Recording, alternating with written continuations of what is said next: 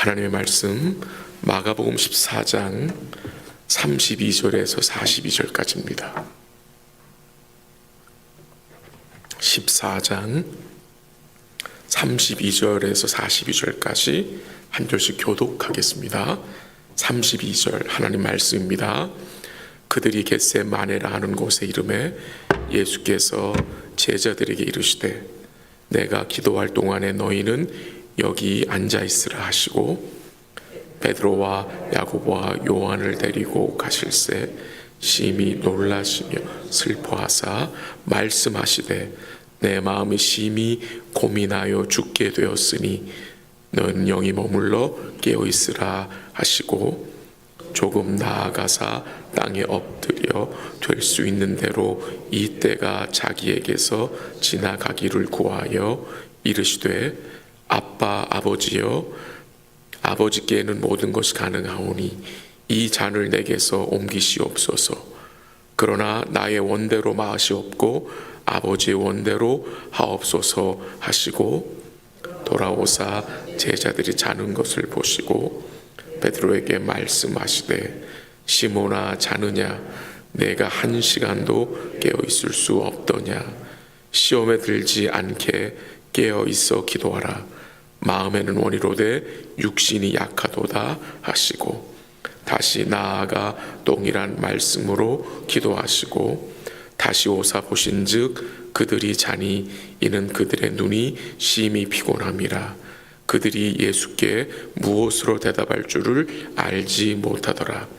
세 번째 오사 그들에게 이르시되 이제는 자고 쉬라. 그만 되었다. 때가 왔도다. 보라 인자가 죄인의 손에 팔리느니라. 함께하죠. 일어나라 함께 가자. 보라 나를 파는 자가 가까이 왔느니라. 아멘. 예수님께서 십자가에 돌아가시 전날 밤 겟세마네라는 곳에 이르러서 기도하셨습니다. 주님은 제자들과 함께 그곳에 가셨지만 특별히 베드로와 야고보와 요한을 따로 데리고 가셨습니다. 주님은 제자들에게 기도가 무엇인지 가르쳐 주시기 원하셨고 또한 주님은 그의 제자들과 함께 깨어 기도하기를 원하셨던 것 같습니다. 오늘 본문 34절 한번 같이 가볼까요? 한번 같이 읽지요. 시작. 말씀하시되 내 마음이 심히 고민하여 죽게 되었으니 넌 여기 머물러 깨어 있으라 하시고 주님의 마음이 심히 고민하여 죽게 되었다는 말씀이 나옵니다. 근데 제자들은 주님이 왜 고민하시고 슬퍼하시는지 그 이유를 잘 깨닫지 못한 것 같습니다. 교회 역사를 보면 여러 성도들이 핍박을 받아 죽임을 당하는 그 순교하는 이야기들이 많이 나오는데 많은 순교자들이 평안하고 담대하게 죽음을 맞이했다는 기록들이 있습니다. 근데 오늘 본문에 보면은 주님은 자신의 죽음을 맞이하는 그 과정에서 심히 고민하며 슬퍼하셨다라는 말씀이 나옵니다. 그 이유가 무엇이겠습니까? 돌아가시면 3일 후에 부활하실 것인데 왜 주의 마음이 심히 고민하여 죽게 되었다는 말씀을 하셨을까요? 그 이유는 우리가 생각하지 못하는 상상할 수 없는 더 큰 고통이 주님께 있었기 때문입니다. 앞서간 순교자들의 죽음과 예수님의 죽음은 차원이 다른 죽음이기 때문입니다. 순교자의 죽음은 하나님 아버지께 버림을 당하는 죽음이 아니라 하나님께 나아가는 죽음입니다. 그러나 예수님의 죽음은 그의 백성들의 죄를 주님이 담당하시고 하나님 아버지께 일시적으로 버림받는 죽음이기 때문에 아버지께로부터 일시적으로 단절을 당하는 죽음이기 때문에 심히 고민하고 슬퍼하신 것입니다. 우리는 예수님이 사랑하시는 아버지께 그 일시적으로 버림받는 고통을 잘 이해하지 못합니다. 십자가에서 당하는 그 육신의 고통보다 더한 고통이 사랑하시는 아버지께 버림받는 고통입니다. 하나님 아버지와 예수님은 영원 전부터 하나셨습니다. 이 삼위 하나님은 영원 전부터 온전한 사랑 속에 거하셨습니다. 예수님 말씀하셨죠. 아버지가 내 안에 있고 내가 아버지 안에 있다. 그것은 온전한 사랑 속에 거했다는 말씀입니다. 근데 그 사랑으로부터, 그 아버지로부터 일시적으로 단절되는 그 버림당하는 것이 예수님께는 너무도 큰 고통이었던 것입니다. 하나님 아버지께로부터 단절되는 것처럼 무서운 곳이 어디 있겠습니까? 그러나 이 세상은 이 사실을 망각합니다. 이 세상은 하나님께로부터 단절되고 버림받는 것을 아무것도 아닌 것처럼 여깁니다. 우리도 그러지 않았습니까? 우리도 그런 삶을 살던 사람이었습니다. 하나님의 은혜와 사랑으로부터, 긍휼로부터 단절되는 것을 우리는 크게 여기지 않던 자들이었습니다. 근데 이제 예수 안에 들어와 보니 그 하나님으로부터 단절되는 것이 얼마나 크고 두려운 것인지를 우리는 알게 된 자들입니다. 원래 여러분과 제가 하나님 아버지께로부터 영원히 단절돼야 할 자들, 버림받아야 할 자들이 아닙니까? 그런데 주님의 십자가의 대속을 통해서 우리가 하나님께 어떤 자들이 되었습니까? 영원히 받아들여진 하나님의 자녀들이 된 것입니다. 오늘 본문 36절에서 주님이 기도하신 내용을 잠시 살펴보겠는데요. 한번 36절 같이 읽어보죠. 시작. 이르시되 아빠 아버지여 아버지께는 모든 것이 가능하오니 이 잔을 내게서 옮기시옵소서. 그러나 나의 원대로 마옵시고 아버지의 원대로 하옵소서 하시고, 주님의 바람은 이 잔이 옮겨지는 것이었습니다. 이 잔, 진노의 잔을 피하고 싶었던 것입니다. 근데 거기서 끝나지 않고 주님의 기도의 초점은 무엇이었습니까? 아버지의 원대로 하시라는 기도입니다. 이 고난의 잔을 피하는 것이 주님의 바람이었지만 거기서 그치지 않고 주님은 아버지의 원대로 순종하기를 원하셨던 것입니다. 주님의 기도의 초점은 아버지의 뜻에 순종하게 해달라는 기도였습니다.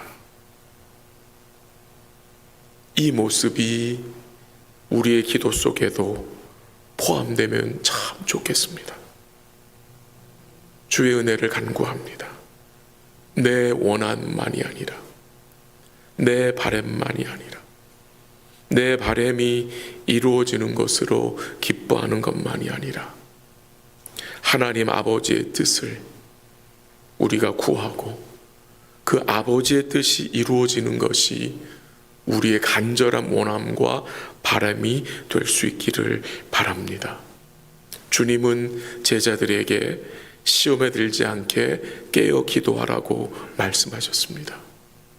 시험에 든다는 것은 좀 쉽게 설명을 드리면 주님을 불신하는 것입니다. 주님을 불신하기 때문에 낙심하게 되는 것이잖아요. 깨어 기도하라, 시험에 들지 않게 기도하라는 말씀은 이 제자들이 주를 끝까지 의지할 수 있도록, 붙들 수 있도록 기도란 말씀으로 생각할 수도 있겠습니다.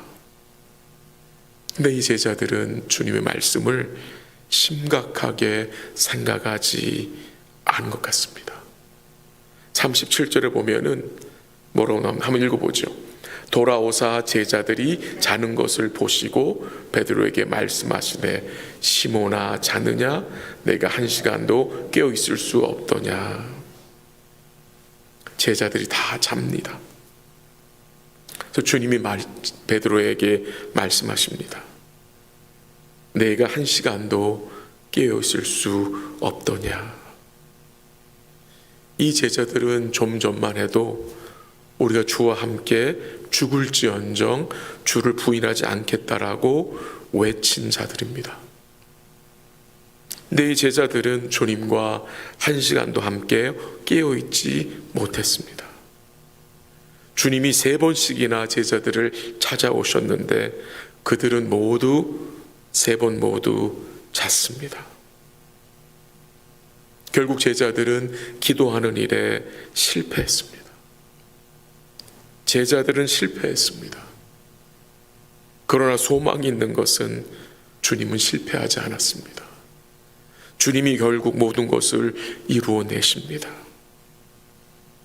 그래서 소망이 있는 거 아니겠습니까? 하나님께서는 여러분과 제가 받아야 할 그 형벌을 그의 사랑하시는 아들에게 모두 내리셨습니다. 사랑하시는 아들이 기도하는 그 기도에 나의 하나님 나의 하나님 외치시는 그 아들의 부르짖음에 아버지께서 외면하셨습니다. 그 외면하심으로 인해서 이제 여러분과 제가 주 안에서 하나님을 나의 하나님이라고 부를 수 있고 그 부르심에 하나님이 뭐 하시는 것입니까? 응답하실 수 있다는 것입니다. 누구 때문에? 우리 예수님 때문에. 결국 주님은 아버지의 원대로 되기를 원하시고 그 아버지의 뜻을 따르기로 마음을 결정하셨습니다. 그리고 뭐라고 말씀하십니까? 41절 하반절에 한번 보세요. 41절 하반절에 때가 왔도다. 보라 인자가 죄인의 손에 팔리느니라 라고 말씀하셨습니다. 그 잔을 주님이 받으시겠다는 것입니다. 그리고 42절 한번 같이 읽을게요. 시작. 일어나라 함께 가자. 보라 나를 파는 자가 가까이 왔느니라. 주님 뭘 말씀하십니까? 일어나라 함께 가자. 보라 나를 파는 자가 가까이 왔다고 하십니다. 우리 주님께서 기도하기 전의 모습과 기도 후의 모습이 너무도 다르게 보입니다. 이것이 기도의 은혜인 것 같습니다. 기도의 능력인 것 같습니다. 우리 주님께서 하나님 아버지와 기도로 씨름하신 후에 주님이 힘을 얻고 일어나라 함께 가자고 말씀하시면서 주님이 어떻게 하십니까? 그 십자가의 길로 나아가심을 보게 됩니다. 이 42절 말씀에 일어나라 함께 가자는 말씀, 주님은 끝까지 그의 제자들에게 원하시는 것이 무엇입니까? 함께 하자는 것입니다. 함께 하자. 믿음 생활은 주님과 함께 하는 것입니다. 주님과 함께하는 것은 주님을 인격적으로 대하는 것으로 생각됩니다. 그래서 주께 기도하는 것이고, 그래서 주의 말씀을 듣는 것이고, 이처럼 주의 이름으로 모여서 함께 기도하는 것입니다. 말씀을 정리합니다. 주님의 기도의 그 모습을 통해서, 주님이 기도하신 그 내용을 통해서 우리로 기도의 목적을 배우게 합니다. 기도의 목적은 결국 무엇입니까? 나의 원함이 이루어지는 것이 아니라 아버지의 뜻에 순종하는 것임을 다시 한번 깨닫게 됩니다. 우리 아버지가 원하시는 것을 우리도 원할 수 있도록 우리의 마음이 변해가는 것이 기도의 목적이라고 생각이 됩니다. 그런 복된 삶을 우리가 살 수 있도록 이 아침에도 주의 은혜를 간구하기 원합니다. 말씀을 섬세하게 우리가 살펴보고 그 말씀을 따라 나아가기 원합니다. 우리의 기도의 출발은 말씀입니다. 말씀에 기반을 두어야 내 소견대로 하는 기도를 피할 수 있습니다. 우리의 바람도 중요합니다. 우리의 바람을 위해서 기도하는 것도 필요합니다. 그러나 그 이상이 있음을 우리가 기억했으면 좋겠습니다. 그것은 아버지께서 원하시는 것을 우리가 깨달아 순종할 수 있도록 함께 이 아침에 간구하기 원합니다. 오늘도 기도를 통해서 우리 하나님 아버지께 항복하며 우리 자신을 부인할 수 있는 그 복된 은혜를 이 아침에 함께 간구하기 원합니다. 같이 한번 기도하겠습니다. 하나님 아버지, 감사합니다.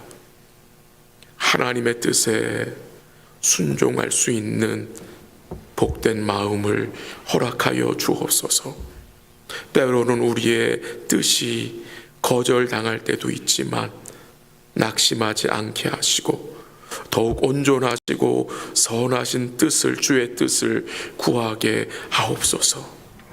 우리 아버지의 원함이 우리의 원함이 되게 하시고 주의 뜻이 이루어지는 것으로 만족하고 기뻐하게 하옵소서. 교회를 향해 주님이 부탁하신 말씀, 시험에 들지 않게 깨어 기도하라는 말씀을 기억하고 오늘도 믿음으로 간구할 수 있도록 도와주시옵소서. 기도하는 주의 백성들에게 힘을 더하시고 믿음의 담대함을 허락하여 주시옵소서. 회복 중인 성도들과 곤고한 상황에 처한 성도들, 병들고 약한 성도들의 힘을 낼 수 있도록 도우시고 회복의 은총으로 함께 하시며 모든 상황 속에 족한 은혜로 함께 하시는 우리 은혜의 주님을 바라보고 오늘도 살아가는 성도들이 믿음으로 간구하며 주와 동행할 수 있도록 인도하여 주시옵소서. 모든 것 주께 감사드리며 예수님의 이름으로 기도합니다. 아멘. 기도하시다가 돌아가시기 바랍니다.